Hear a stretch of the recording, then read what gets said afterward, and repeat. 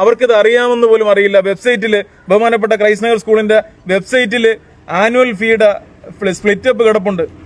അതിനകത്ത് poor student fund എന്ന് പറഞ്ഞൊരു കുട്ടിയുടെ കയ്യിൽ നിന്ന് 300 രൂപ വാങ്ങുന്നുണ്ട്. ഇവിടെ ഒരു ബുദ്ധിമുട്ടാണെന്ന് പറഞ്ഞൊരു പാരന്റ് പോയി ഒരു ആവശ്യം ഉന്നയിച്ചു കഴിഞ്ഞാൽ വളരെ മോശമായ രീതിയിലാണ് അവരോടുള്ള സമീപനം.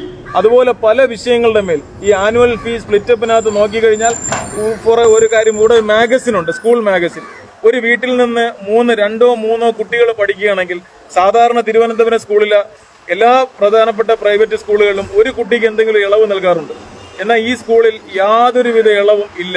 ഒരു സ്റ്റുഡന്റ് ഫണ്ട് എന്ന് പറഞ്ഞ് 15 ലക്ഷം രൂപ ഒരു വർഷം കളക്ട് ചെയ്യുന്നുണ്ട്. അതുപോലെ മാഗസിന് വേണ്ടി 400 രൂപ ഒരു കുട്ടിയിൽ നിന്ന് കളക്ട് ചെയ്യുന്നുണ്ട്.